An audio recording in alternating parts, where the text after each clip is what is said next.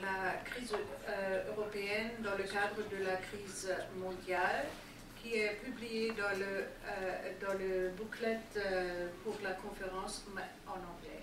Jusqu'à maintenant, j'ai toujours travaillé sur la crise en anglais, donc je fais maintenant une traduction spontanée en français et je ne suis pas sûre que je traduis tous les paroles spéciaux correctement en français.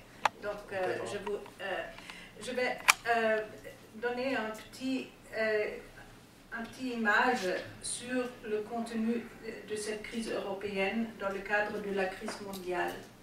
Et je me réfère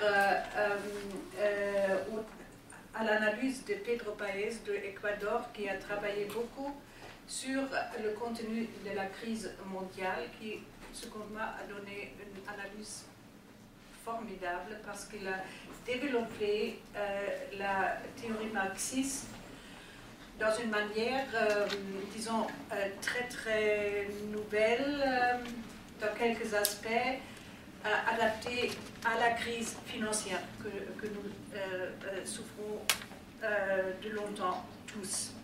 Donc, le contenu de la crise, on parle de la fin de l'ère du keynesianisme déjà dans les années 70.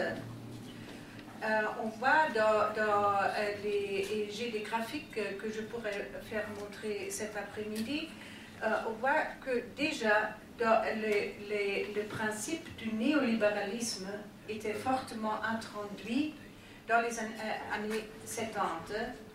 Et on voit dans les analyses qu'il y avait de motivation que la baisse de la rate du profit, c'est correct? Le taux de profit.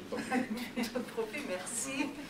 Il y avait des changements qui étaient introduits dans la stratégie néolibérale avec la promesse que tout le monde, avec une libéralisation complète des structures financières et du capitalisme, la wealth sera formidable. Mais tout le monde sait que ce n'était pas le cas. Donc, dans ce développement, la dimension du capital productif était toujours diminuée et la dimension du capital financier est augmentée énormément.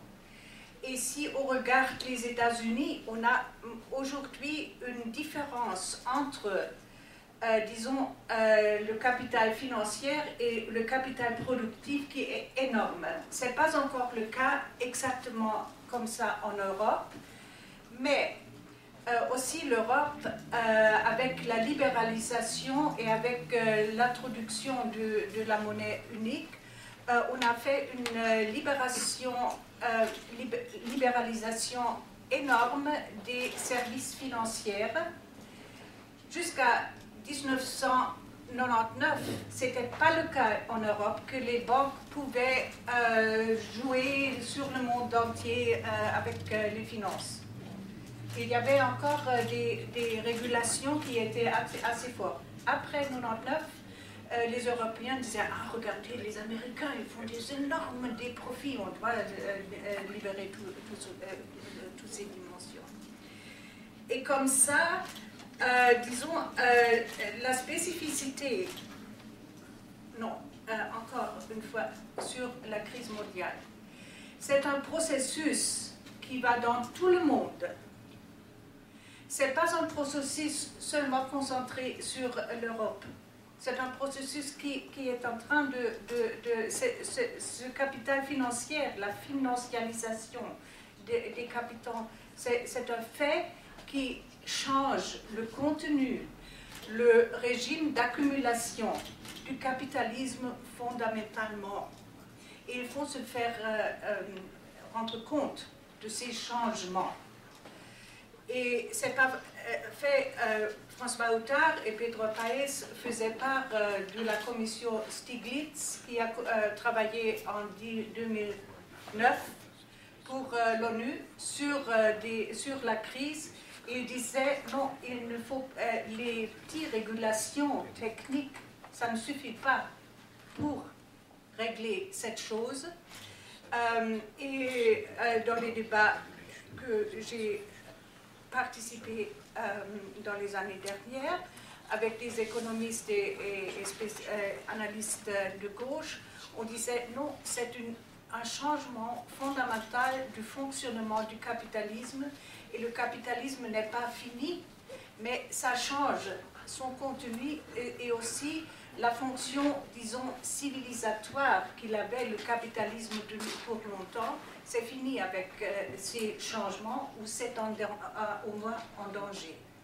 Ça pourrait changer dans un système autoritaire qui ne permet plus la sphère démocratique de régulation, de participation et de changement. Et c'est le danger, je crois, le plus fondamental dans tout ce processus où on se doit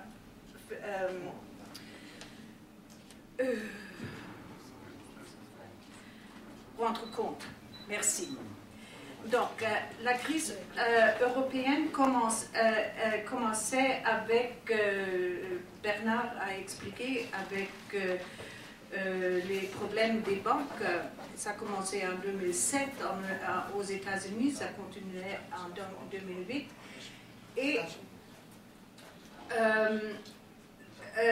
Mais il y a aussi un problème en Europe depuis l'introduction de la monnaie unique, que les imbalances économiques se sont approfondies en Europe et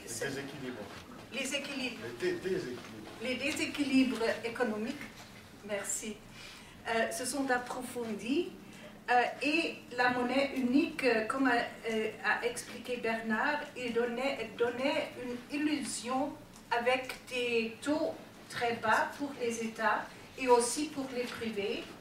Comme ça, on a accumulé des dettes des États et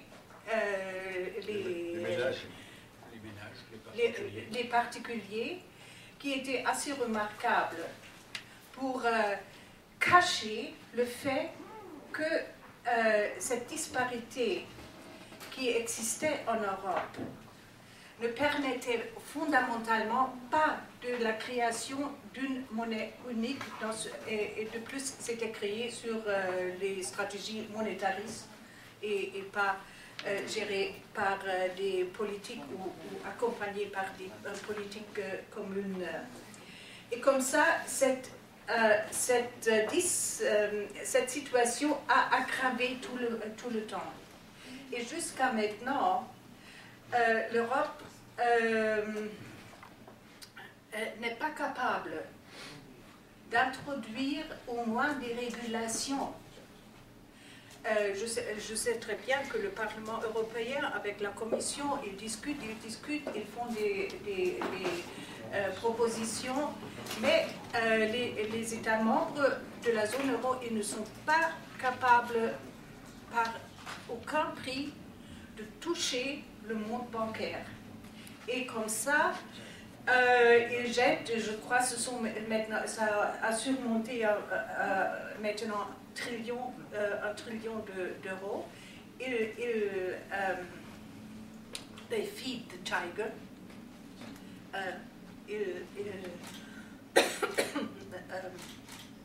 On jette énormément de l'argent pour stabiliser le monde bancaire, mais tous ces argents, ils vont dans le circuit du capitalisme financier mondial. Donc, c'est encore plus... Quelquefois, je me demande, mais qu'est-ce qu'ils font? C'est du suicide. Hein? Parce que, pour le moment, aussi, avec les décisions de la Banque Centrale Européenne, on est en train d'acheter toujours un peu de temps. Mais on n'a pas de solution et au contraire, on jette de l'argent dans ce circuit du jeu et they give fire to the c'est ça. De l'huile sur le feu. Comment? On met de l'huile sur le feu. On met l'huile sur le feu, c'est ça, ce qu'on fait pour l'instant, et c'est très dangereux, pas seulement pour l'Europe, parce que une minute. Je pense aussi pour les autres régions mondiales, comme nous vivons dans la situation de la globalisation. Donc il faut discuter vraiment des stratégies communes, et il faut discuter aussi les aspects d'alternatives, pas sur le niveau, il faut des régulations strictes, c'est très clair, mais pour nous, la gauche, selon moi, il faut discuter aussi les opportunités dans cette situation de réfléchir bien sur des alternatives dans la mode de production. Et c'est ça. Merci.